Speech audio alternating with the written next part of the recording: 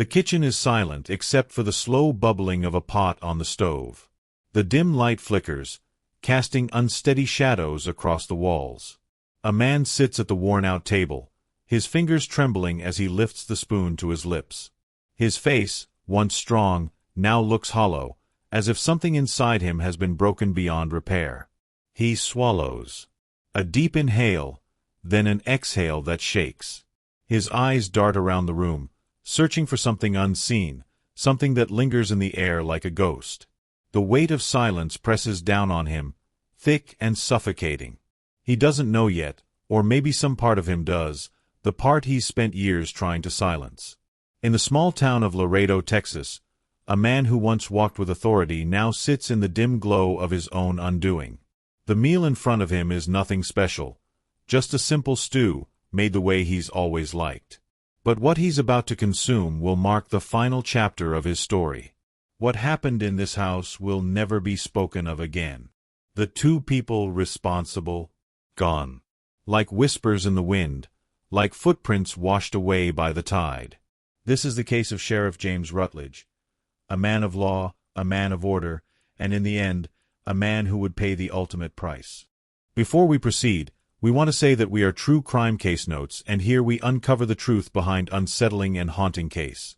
For more true crime stories and tales that peel back the shadows of human nature, we ask that you please make sure to hit the like button, subscribe, comment, and share.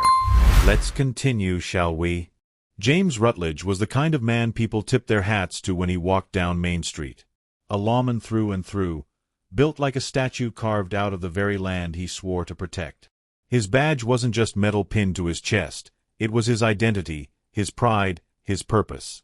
He'd spent more than 2 decades upholding the law in Laredo, Texas. A town where respect was earned through a firm handshake and a name that carried weight. And James carried his well. He wasn't just the sheriff. He was the foundation, the man folks called when something went wrong. A protector. A man of order. A man of discipline. His uniform was always pressed, boots polished, not a wrinkle or speck of dust out of place. He believed in structure, in things being as they should be. He carried himself with an air of authority that made people listen. When James Rutledge spoke, you didn't interrupt. When he walked into a room, silence followed. His wife, Margaret, had stood by his side for years. They were the picture of stability, the couple everyone nodded at during Sunday service. But people whispered. They always did. Margaret had no children, and in a town like Laredo, that meant something. Folks had their opinions. Pity, judgment, curiosity. James never spoke about it. Margaret never did either. But silence has a way of settling into the bones, turning into something heavier with time. He had dedicated himself to the law, to justice, to keeping the town in order. But a man like that, a man who sees himself as untouchable, sometimes starts to believe the rules don't apply to him. The warehouse stank of sweat, gunpowder, and something metallic that hung heavy in the air. The dust danced in the flickering light of a shattered overhead bulb, casting jagged shadows across the floor. The raid had gone wrong, bullets flying where they shouldn't have, bodies hitting the ground too fast. James Rutledge stepped over a lifeless hand, his gun still warm in his grip, eyes scanning the wreckage. Then he heard it. A noise, small and sharp. A breath sucked in too quickly. Not from a man. James turned his head, his sharp eyes locking onto the rusted dumpster tucked in the corner of the warehouse. His boots barely made a sound as he moved toward it, stepping over a fallen crate, his breath steady, his grip firm. He wrenched the lid open. 2 pairs of wide, frightened eyes stared back at him. The older boy, barely a teenager, shifted in front of the younger one, his body tense, a silent barrier between them and the sheriff. The younger one, just a child, pressed his back into the rusted metal, shaking, his fingers curled around the fabric of his brother's tattered shirt. The older boy didn't shake.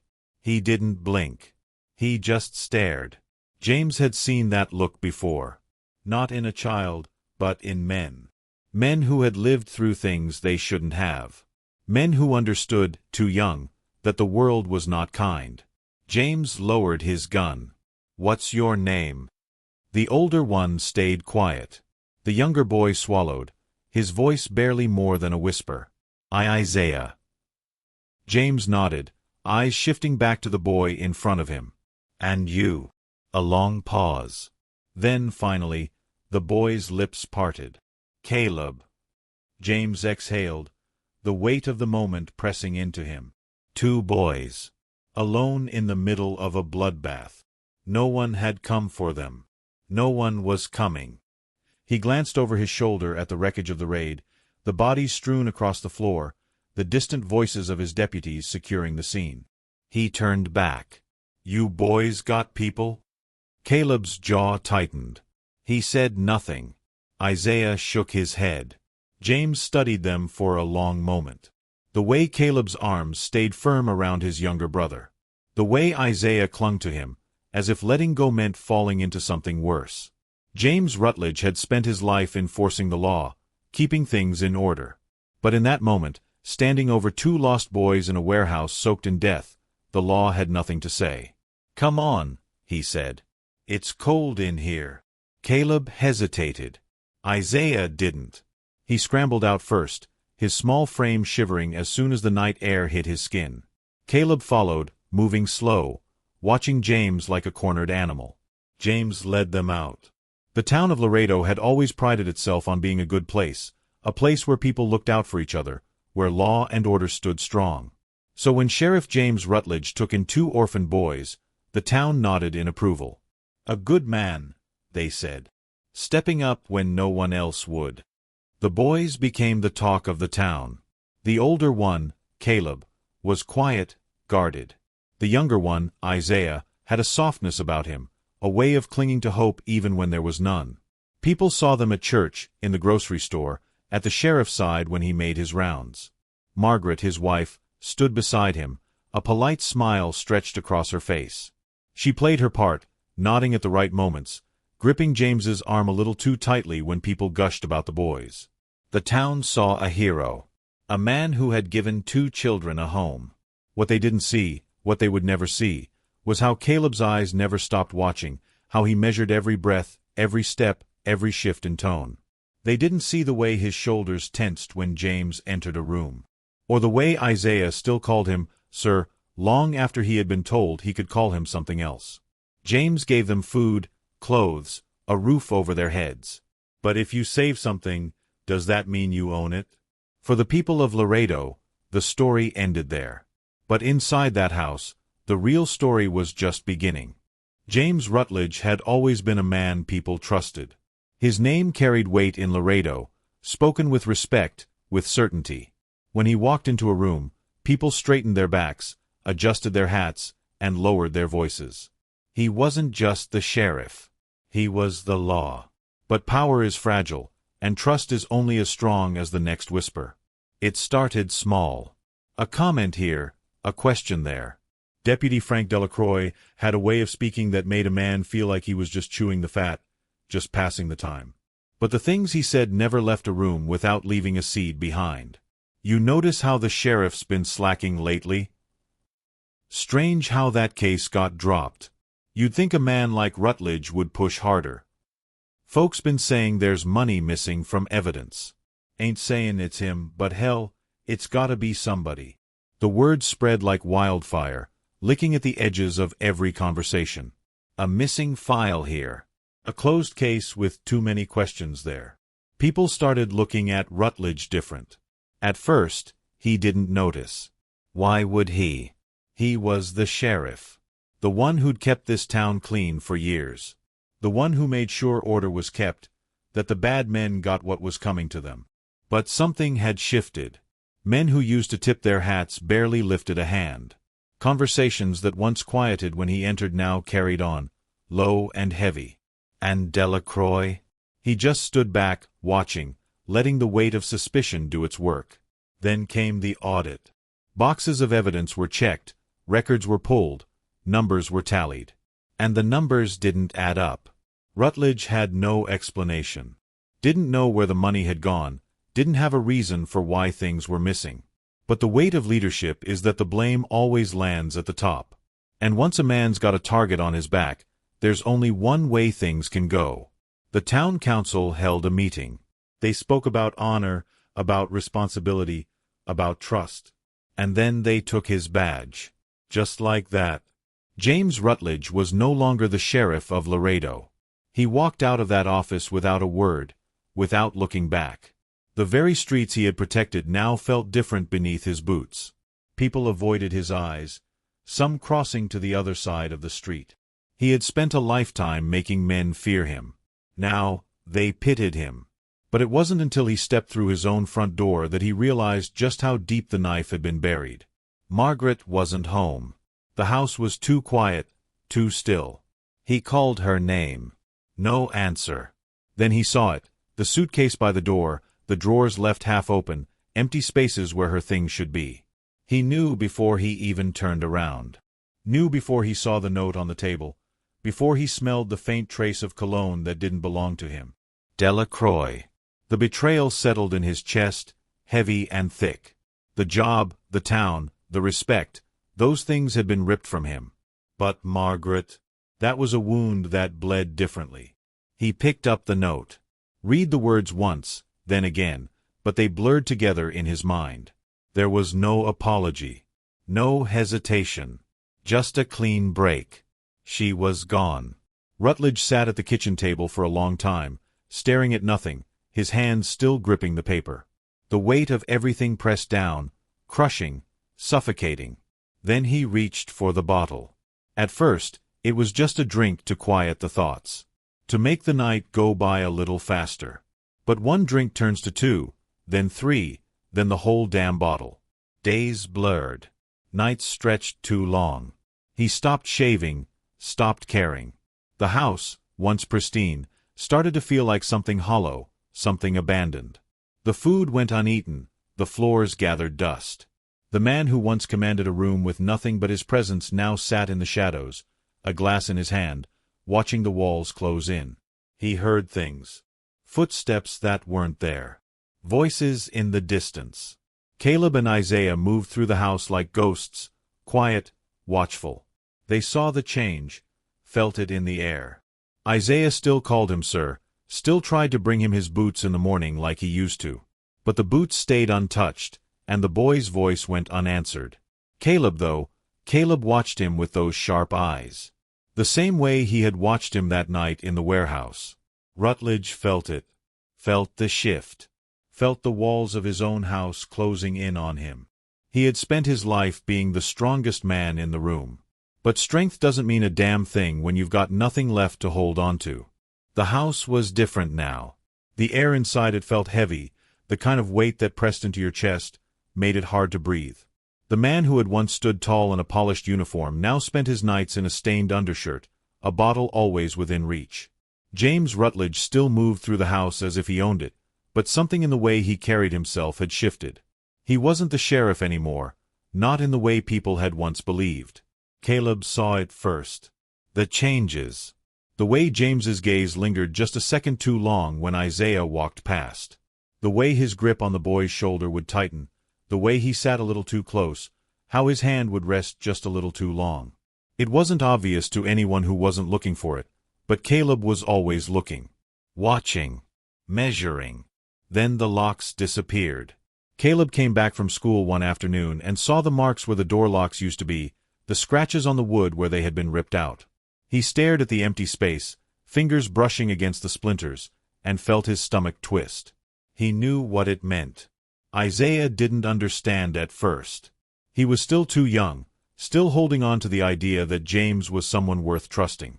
He tried to explain it away, tried to believe the sheriff when he said, "Ain't no need for locks in my house." But Caleb knew better.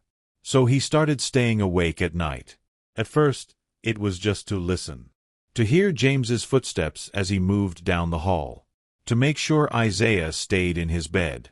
But sleep is a stubborn thing, and exhaustion has a way of creeping in when you fight it for too long. Caleb would sit up, back against the wall, eyes heavy, trying to stay awake. But some nights, he drifted. And then one night, he woke up to the sound of a door creaking open. His heart pounded as he turned his head, blinking against the darkness. The sheriff's shadow stretched against the hallway wall, tall and unmoving. Caleb held his breath. He wanted to say something, to stop whatever was about to happen before it started. But he stayed still, watching, listening. The door to Isaiah's room opened. Caleb's hands clenched into fists, nails digging into his palms. He didn't sleep after that. James started calling them into the living room more often.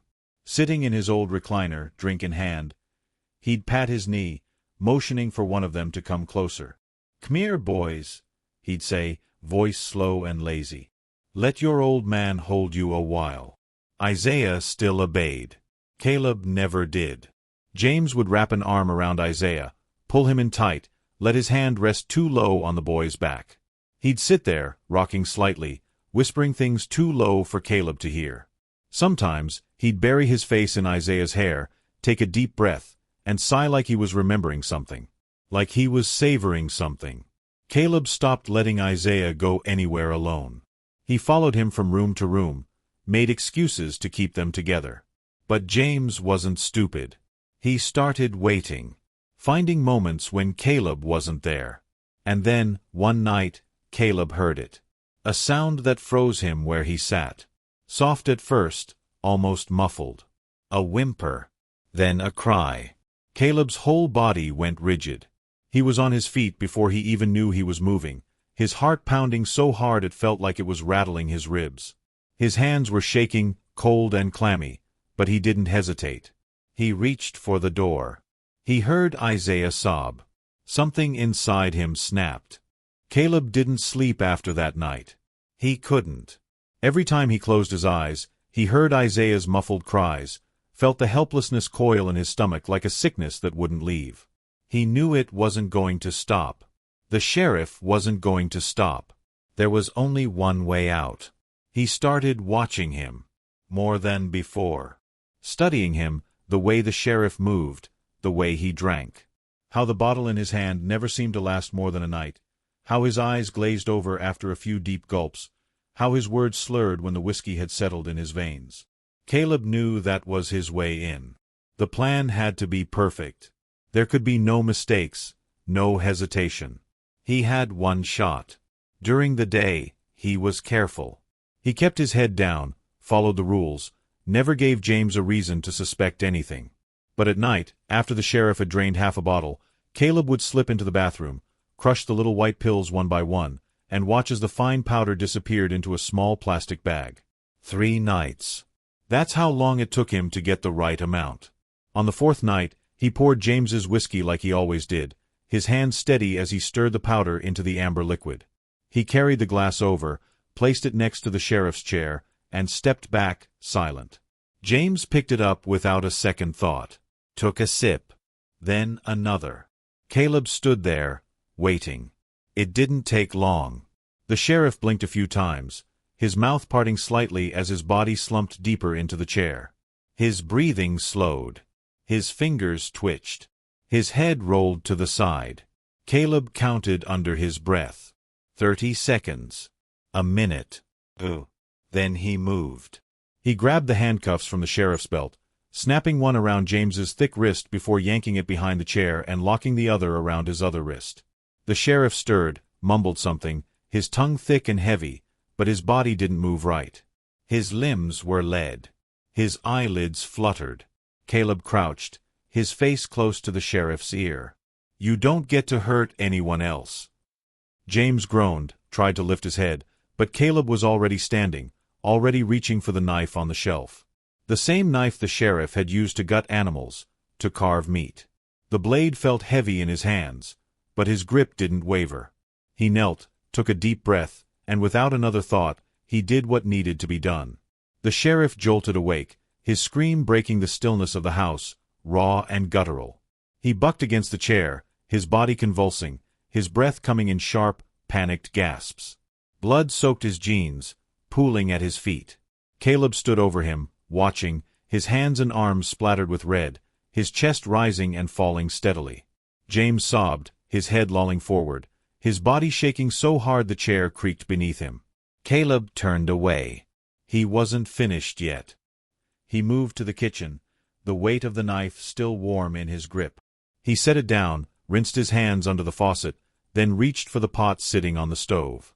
He worked quickly, methodically. The same way the sheriff had taught him to cook. He lit the burner, filled the pot with water, waited until it boiled.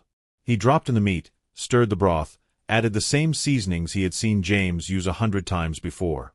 The smell filled the air, thick and rich. James groaned from the other room, his head lolling, his body twitching in agony. Caleb listened to the sound of his ragged breathing as he stirred, as the pot bubbled. When it was done, he poured the stew into a bowl, set it down on the table, and stepped back. Then he took out the note. The words had been running through his mind for days. He had written them carefully, neatly, the way he knew the sheriff would read them. "Eat up, Sheriff. You always told us to be grateful for what we're given." He set the note beside the bowl and walked away. He found Isaiah in the bedroom, curled up in the corner, his eyes wide, his body shaking. Caleb knelt beside him, reached for his hand. "We're leaving."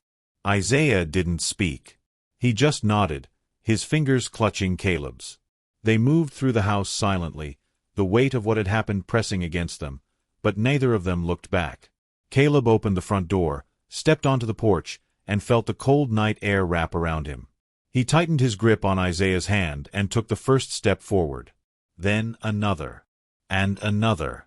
They walked into the darkness, away from the house, away from the past, and never looked back. James Rutledge woke to a pain so sharp, so all-consuming, that for a moment he thought he was already dead. His breath came in ragged gasps, each inhale sending fire through his lower body.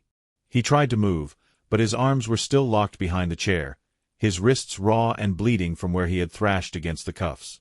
The smell of something thick and heavy filled the air. His stomach lurched. He forced his head up, blinking against the sweat dripping into his eyes. The room swayed. His vision blurred, then sharpened, then blurred again. Blood, his blood, was everywhere. On his legs, on the floor, on his hands. He sucked in air, his body shuddering, his mind clawing for clarity. Then he saw the knife. It was lying there on the floor, the blade dull with what had once belonged to him. His stomach heaved. His throat clenched. His body spasmed with a raw, searing knowledge of what had been done. He let out a guttural sound, something between a sob and a scream. It ripped through his chest, echoing in the empty house. His hands twitched, still bound, his fingers curling like they could somehow claw back what had been taken. Then instinct took over. He forced himself to breathe, forced his shaking hands to move. His head lolled to the side, eyes landing on the emergency kit he kept tucked beneath the end table. It wasn't far. Inches. Just inches. But his hands were cuffed. He sucked in a breath, bracing himself. And then he rocked. Back and forth, until the chair groaned beneath him, until he could feel the wood scraping against the floor. He wrenched his body sideways, twisting, straining, his muscles screaming until the weight of him sent the chair crashing onto its side. Pain shot through him, white-hot and unbearable, but he was closer now. He could reach. His fingers stretched, scraped against the cold metal of the box. He gritted his teeth, digging his nails in, pulling it toward him inch by inch. His vision swam. His breathing came in uneven gasps. But finally, his fingers found the latch. He wrenched it open. The needle. The thread. The alcohol. His hands were numb, useless, but he forced them to work. He gripped the bottle, tore the cap off with his teeth, and dumped the liquid over the mess of flesh and open wound below his waist. The pain was instant. A strangled cry tore from his throat, but he didn't stop. Couldn't stop. He fumbled for the needle, for the thread, his hands shaking so badly he could barely see what he was doing. His breaths came in shallow gasps as he forced the curved steel through skin, pulling, knotting, sewing himself closed with every ounce of willpower he had left. The world spun. Darkness clawed at the edges of his vision. But he wouldn't die. Not like this. Not here. When it was done, when the wound was stitched and the worst of the bleeding had slowed, he let his head drop back against the floor. His body trembled. His skin was clammy, slick with sweat. And then the smell hit him again. It wasn't blood. It wasn't whiskey. It was food. His stomach churned, the hunger twisting in a sick, cruel way. Slowly, painfully, he turned his head. A bowl sat on the table. Steam still rising. His mouth was dry, his throat raw, but his body moved before his mind caught up. He reached for it. Lifting it with shaking hands, he brought the spoon to his lips and swallowed. The warmth slid down his throat, thick and rich. Another bite. Then another. He kept eating. The bowl was nearly empty by the time his eyes landed on the note. "Eat up, Sheriff. You always told us to be grateful for what we're given." The spoon fell from his hands, clattering against the wood. His body went still. The warmth in his stomach turned to ice. And then, the realization. The taste. The texture. The smell that still lingered in the air. It wasn't food. It was him. His breath hitched, his fingers digging into the edge of the table, his body lurching forward as his stomach twisted violently. He heaved, his whole body convulsing, but nothing came up. The taste was still there, coating his tongue, seeping into his very being. He pushed back from the table, his breath coming in sharp, jagged gasps. His vision blurred. His hands clawed at his own skin, as if he could tear it away, as if he could erase what had already been done. The sheriff of Laredo had been reduced to nothing. He never spoke about that night. Never told a soul. The boys were gone. They had vanished into the night, slipping away like ghosts, leaving him to rot in his own shame. The town had questions. They always did. "What happened, Sheriff? You let them go? Why ain't you hunting them down? Why ain't you getting justice?" He told them he fell. Told them he was drunk. Told them the blade had slipped, that it had been a stupid mistake. But the whispers never stopped. James Rutledge was a man who once commanded a room with nothing more than a look. Now, people barely met his eyes. The town he had served, the people he had protected, no longer saw him the same way. Some said he had gotten weak. Others said the drinking had made him reckless. And some knew there was more to the story. But no one asked. They just watched as the man who once stood taller than anyone else began to shrink. He stopped going to the diner. Stopped showing up to town meetings. His house, once a place of authority, became a forgotten shadow at the end of the road. The sheriff of Laredo was a ghost long before he died. 1 year later, a single gunshot echoed through the empty house. James Rutledge was found slumped in his chair, a bullet in his skull, a whiskey bottle on the table beside him. The town moved on. And the boys? They were never found. The case of Sheriff James Rutledge faded from the town's memory quicker than anyone expected. People whispered about it at first, passing theories between sips of coffee at the local diner, shaking their heads when they passed the old house at the end of the road.